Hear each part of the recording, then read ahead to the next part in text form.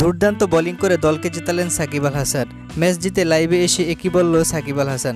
দর্শক, কানাডার গ্লোবাল টি-20 লিগে নিজেদের দ্বিতীয় ম্যাচে বাংলা টাইগার্স খেলতে নেমেছিল ভ্যানকুভার নাইট রাইডার্সের বিপক্ষে। আর এই ম্যাচে আগে ব্যাটিং করেন সাকিব আল হাসানের দল। এদিন সাকিব আল হাসান ব্যাটিংয়ে এসে ভালো করতে পারেননি, মাত্র 2 রান করে ফিরে যেতে হয় তাকে।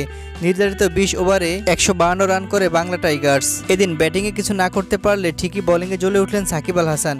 ভ্যানকুভারের ব্যাটারদের চমকে দিয়েছেন সাকিব ও শরীফুলরা। বল হাতে সাকিব আল হাসান 4 ওভার বল করে মাত্র 10 রান খরচ করে উইকেট তুলে নেন 3টি। আর শরীফুল ইসলাম 4 ওভার বোলিং করে মাত্র 12 রান দিয়ে 1টি উইকেট সংগ্রহ করেন। শরীফুলের 19তম ওভারে সে 6 বলের মধ্যে 5টি করেন ডট বল। সাকিব ও শরীফুলের এমন দুর্দান্ত বোলিংয়ে 130 রান করে থামতে হয় বিপক্ষ দলকে। 22 রানের জয় পায় বাংলা টাইগার্স। ম্যাচ জিতে উপস্থাপকের করা প্রশ্নে সাকিব আল হাসান বলেন, এটি আমাদের জন্য সুন্দর একটা মুহূর্ত। ম্যাচটা আমরা জিততে পেরেছি। দলের সবাই ভালো পারফরমেন্স করেছে। যদিও রানটা তুলনামূলক কম ছিল, তবে আমাদের বোলাররা দারুণ বোলিং করেছে, ফিল্ডিংও ভালো করেছে। আর এমন ম্যাচে ভালো বোলিং করতে পারা এটা সত্যিই ভালো লাগা।